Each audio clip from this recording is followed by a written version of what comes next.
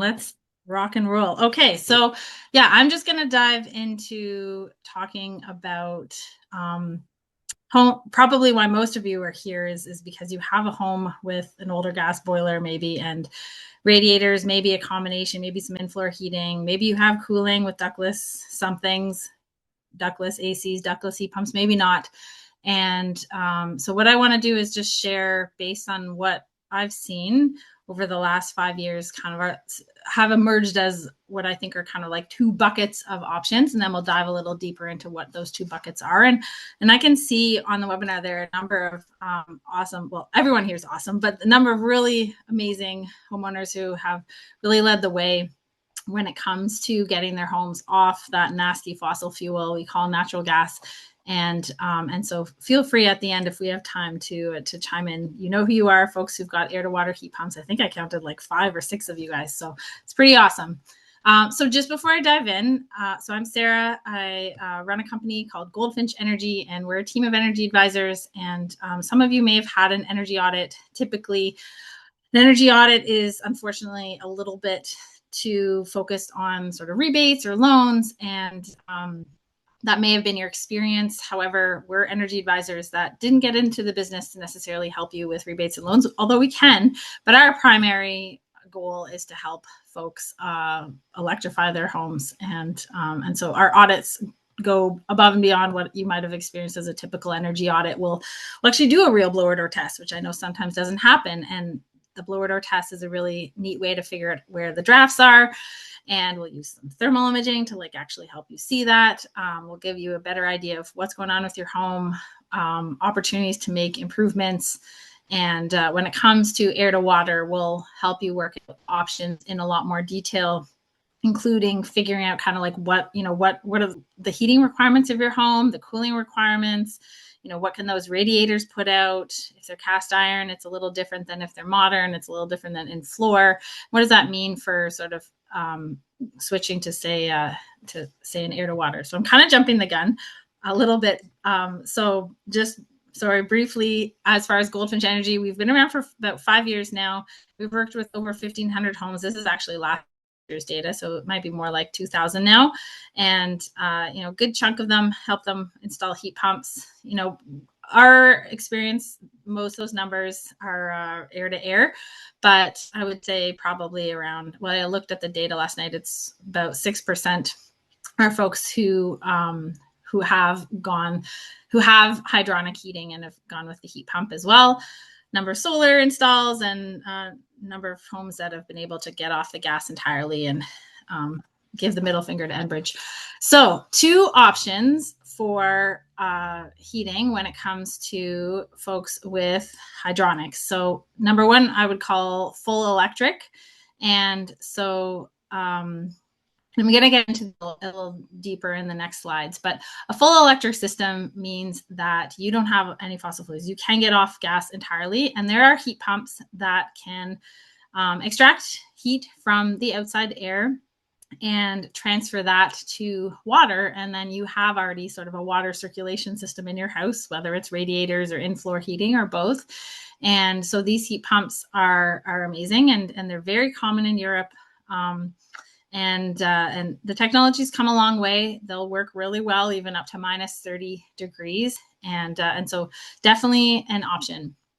The alternative would be similar to kind of, what we have with cars and what we have with folks who have ductwork, is a hybrid option. So for various reasons, and I'll get into that, you may decide to sort of have both fuels, basically. So what this involves is you're still going to have your gas boiler, and the gas boiler can do the heating as the temperature starts to drop. Some of the homes I've worked in tends to be around sort of -5, -6. They find the gas boiler is needed. And until then, you end up with ductless heat pumps. So these are those wall-mounted things. They can give you heating and cooling.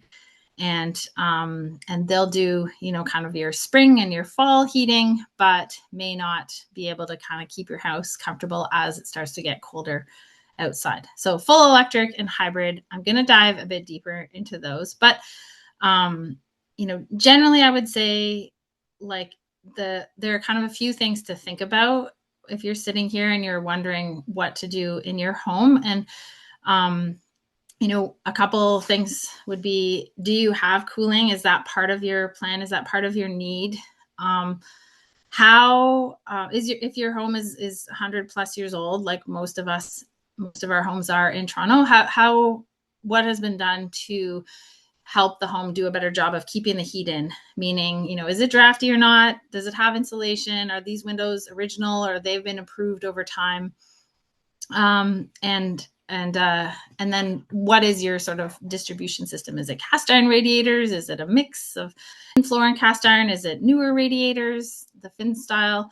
And those are kind of things that, I'll ask you to kind of like think about and just kind of like, oh, that's my home, as I go into these two options. So the first option, the full electric, involves air to water heat pumps, which the cost tends to be for sort of a pretty well designed, well installed system, anywhere between $30,000 and $40,000. There are likely, I would estimate, I don't know if Toronto Hydro, if you guys have this data, but from what I've seen, there are likely around 50 that have been installed in Toronto. As I mentioned before, very common in Europe. In Europe, most homes have a hydronic form of heating, and they are also more ahead of us in terms of climate action. And so there are a lot more air to water heat pumps. If you are a podcast listener, there are a lot of podcasts online that you can listen to about air to water heat pumps in Europe. So, that gives me hope. And when I tell people that, I think that gives other people hope that, we can do this here too. It's just, honestly, it's the status of the market that's keeping that cost a little bit high and keeping the number of homeowners also quite low. As far as manufacturers, two manufacturers in Canada that I know of anyway, Arctic Heat Pumps out in Manitoba and Hydrosol, and a few imported options as well that are well established. So Eden Energy, they're up in Guelph and Mitsair. I forget exactly where they are. They're in the GA somewhere. I think it's worth mentioning. I mean, there are other manufacturers that are likely trying to get into the space, which and this list has grown in the 5 years that we've been around, which is encouraging, right? It's a sign that manufacturers are starting to take note of where things are at and seeing this as a market opportunity. There are a small number of contractors who are familiar with installation, and anyone on this call who's got an air to water heat pump could feel free to share their contractors. And I think that, it's important to note that, installing an air to water system, even in Europe, is a little bit more complicated. And for the type of folks that are drawn to doing this work are the types of folks that aren't just looking to kind of do the quick and dirty and easy swap of some piece of equipment. It does require to do it well and to make sure that someone is still comfortable. It does require some proper design at the beginning, and then proper design and thought in terms of the equipment. There are a few more pieces of equipment that are needed to consider and design and pick and install. So it can take a little bit longer than as a result. The main difference as far as kind of design and comfort considerations, the water temperature from an air to water heat pump is typically around 40 degrees Celsius, whereas the water temperature from a gas boiler is typically around 70 to 80 degrees. So that may not matter if your home has, when it was built like 100, 150 years ago, it was uninsulated and leaky as a sieve. And if over time people have done renovations and added insulation and made it less leaky, then you might not need 70, 80 degrees water going through those radiators. You might be fine with 40 degrees because your house isn't going to lose heat as fast. But proper design is important to make sure that you're still going to be comfortable in each kind of corner of your room. And sometimes it's possible that your house is going to be fine with that lower water temperature and the radiators. But in other cases, just the simple thought of adding like one or two radiators or adding one or two sources of kind of complementary heat can help make sure that you stay comfortable. So I'm not saying it's a no-go, because you will hear from many contractors that they can't do an air to water heat pump with cast iron radiators. And that is a myth. That is not true. It is definitely possible. There are people on this webinar who have cast iron radiators and air to water heat pumps. It's just that potentially you may need to add a few radiators just in case. There are other options too. Operating costs, I guess I'm complimenting what I think Jake put in the chat, but yeah, folks that I've worked with are finding it's often around the same, give or take. Some larger savings come a few $100 anyway if you can cancel your Enbridge account altogether and then save that $25 or so that's not that you pay to Enbridge, regardless of how many cubic meters of gas you consume. Comfort. So this is a big one. I would say most folks, again, as long as it's properly designed, are finding that it's providing better comfort in their home. So heat pumps tend, because the water temperature is a little lower, heat pumps tend to run kind of more steadily. I sort of liken like a gas boiler is similar to kind of like a go-kart. It's like either going or not. It's jerky and jolty, and it's not a smooth ride, that's for sure. Whereas a heat pump is like driving a car, let's say like an electric car. And so it's you can ramp up, you can ramp down, and that provides a more smooth, steady, and comfortable heat in your house. Noise is also, sometimes a consideration. And so indoors tends to be sort of similar to a gas boiler. Outdoor, you have a new piece of equipment outdoors that, does make noise in the winter when most people aren't outside. But I would say, less noise than most ACs if you're kind of comparing the noise there. So that's air to water heat pumps. I've got, I think, a photo, and this is Bruce. He's actually on the webinar, so thanks, Bruce, for sharing. Should have actually put who lives in Riverdale, and here's him under his air to water heat pump. I really like, Bruce, that you put this little like roof over your heat pump as well to kind of protect it from snow. And you can see this is not a very large heat pump. It's got one fan. Sometimes you might have seen heat pumps that are about twice as tall. They have kind of two fans, like it's one unit, but two fans on top of each other, like stacked together. And that's just because Bruce has done an incredible job with, this is a double brick home, but with insulating and air sealing his home, so that his home did not need a large boiler or a large heat pump rather to heat. Indoors, and this is Paul Dowsett, who's also on this webinar. Thanks, Paul. Photo credit to you. Indoors, I just wanted to show you a little bit. It looks very similar to what your mechanical room will look like. Like your copper or PEX pipe on the wall with the pumps on the wall, and then a small little buffer tank. Paul has two larger tanks, one for his solar hot water as well. So you will often need about the same footprint indoors, because you will need like a holding tank for the hot water that's heated by the air to water heat pump. Kind of, if you think about it, acts a bit like a thermal battery. And then you'll still need something for your domestic hot water, whether it can be preheated by the air to water and then boosted, or just a separate tank. You will often need a separate system. So that's air to water. There'll be time, I guess, at the end, Nathan, for questions, or do you want me to pause as we go? How do you? We'll do questions at the end. Okay, great. So at the beginning, I mentioned the two main options. I said all electric and then hybrid. So this is the hybrid option where, you've decided for whatever reason that air to water is not for you. The costs are a little bit higher. And I would say the main downside is that you don't end up with cooling. So unlike air to air heat pumps, where if you have ductwork, you can put in one piece of equipment, it can do your heating and cooling. An air to water heat pump, if you're using your radiators, is not recommended anyway. In theory, it's possible to extract heat from inside and pump it outside, but that temperature of the water is going to be cold enough that you're going to get moisture on the radiators, and maybe even on your like your water pipes behind the walls and whatnot, and that could moisture in spots you don't want it is always a bad thing. So not recommended. There are some new homes now that are getting designed with air to water heat pumps, and that are have something that looks similar to a radiator, but it's called a fan coil that can do cooling as well.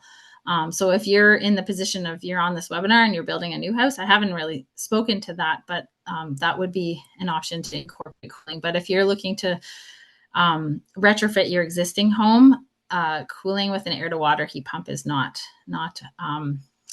recommended, and for the moisture issues, unless, as Paul says, unless you want puddles on your floor. So ductless heat pumps are a great option if you want cooling or need cooling maybe, and want to sort of, reduce your gas. Usually you can go kind of, like I was saying, around -5, -6, depends on exactly the size of your house and how many ductless heat pumps you put in and where you put them. But it'll take you pretty, reasonably far through the spring and the fall, and then into some of the winter. And the cost can range depending on how many ductless heat pumps you get and the brand.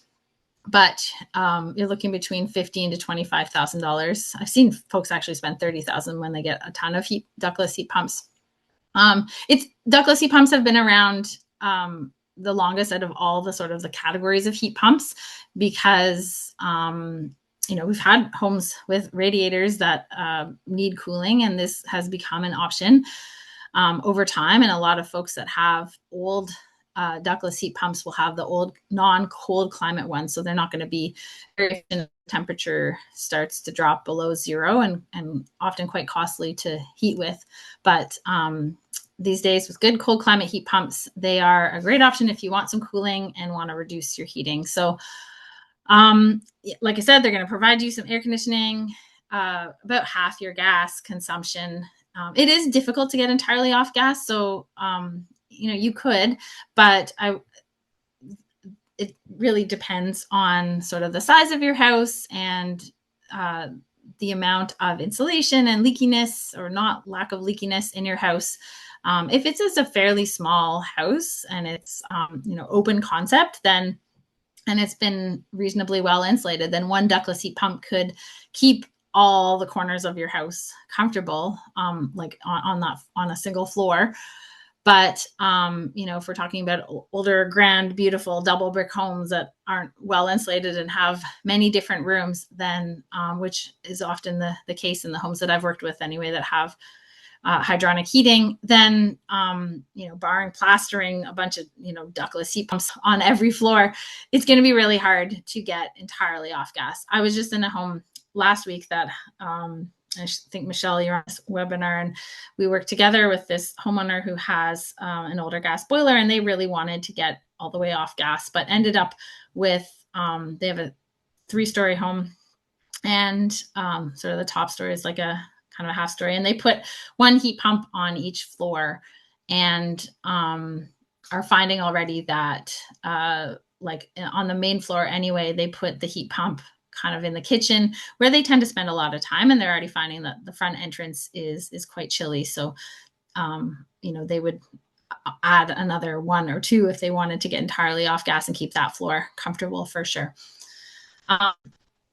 The other consideration with heat pumps is you don't tend to see the ductless heat pumps in a bathroom, because those spaces are so small, and you don't end up needing a ton of heating or cooling. And so if you're trying to use a heat pump both for heating and cooling, it may actually end up being oversized in cooling in really small rooms. And an oversized heat pump for cooling just means it's not going to do a very good job cooling. It's going to turn on. It's kind of going to be like a go-kart. It's going to turn on really quickly, try and hit that temperature that you've got set on the thermostat, and then turn off. And it's not going to stay on long enough to reduce the humidity in the air. And those of us who live in Toronto know that our summers are very humid. So there's a lot of considerations when it comes to sort of how many and where you want those ductless heat pumps. Operating costs tend to be around the same as well. And comfort, I have found, in fact, this house that I was in last week, they said specifically that their house was often very cold, right around 4 or 5 degrees. It just ended up being very cold, and they didn't understand it. And then they got these heat pumps, and they're finding it's so much more comfortable, these ductless heat pumps. And it's because their gas boiler is much too large for what their house needs. So their gas boiler is like the go-kart. It's turning on and blasting out that heat through the radiators, but not staying on long enough to let that heat really adequately radiate through the house, especially when it's not that cold outside.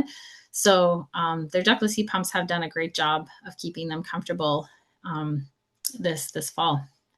Noise, I would suggest, if you are sensitive to noise, that Mitsubishi Electric, which is a lot more expensive than other brands, is worth the extra cost. Their indoor units, and you can look up the specs as well. Their indoor and outdoor units are a lot quieter than a lot of other brands. So this is just a picture of, hopefully I haven't rambled, ductless heat pumps without folks kind of having some idea what they look like, but this is a picture of one above a bedroom in a house that I didn't work in them. They were one of the first that I met that got heat pumps before heat pumps were cool. So the last thing I wanted to talk about, as I've talked about the all-electric and the hybrid system, would be, and I guess I've touched on this already, would be, if changing your mechanicals isn't something that's within scope right now, I would still encourage you to think about what you can do to reduce your fossil fuel consumption. And that would involve making your house more insulated and more airtight. I should have included the reference here. This is a quote from Bruce, actually. So this is something that he recommended. I hope this was Bruce. Might have been Chris, actually. Sorry, guys. But basically speaking to the importance of thinking about reducing your air leakage and adding insulation, and that has helped. In this case, that has helped the homeowner as far as improving comfort in their home. And contrary would be another part of their house that does not have any insulation and is quite uncomfortable. So, like I said, if you look at the cost and it's out of scope and you still want to do what you can, I would start with reducing your air leakage. It's often the top source of heat loss in old Toronto homes anyway. Usually about 50, 60, even 70% of a home's heat loss is through air leakage. And you'd be surprised what can be done with a little bit of caulking and some elbow grease as well. As far as what is available right now, so I'm going from like kind of probably most interesting to least interesting. There's a provincial program, the Home Renovation Savings Program, that Enbridge is offering, and there are rebates for heat pumps, $1,000 to $2,000 for ductless and ducted heat pumps. You do not need an audit. HVAC contractors apply. To be eligible, you have to have one ductless heat pump on each floor, so including the basement, which might seem annoying if you are thinking about doing ductless heat pumps more for cooling, because you don't really need a heat pump in the basement for cooling. But if you're wanting to reduce your gas consumption, putting a heat pump in the basement will help, because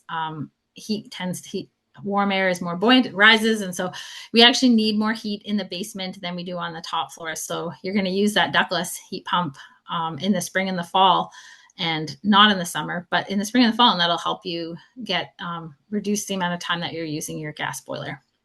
There are small rebates for insulation, windows, doors, heat pump, water tanks. So basically everything else that you could think of that might reduce your home's energy consumption. Those are all bundled into like another bucket of this same home renovation savings program. You do need an energy audit. Right now, they've extended the program until the end of May, but I've heard that it'll likely be extended beyond that.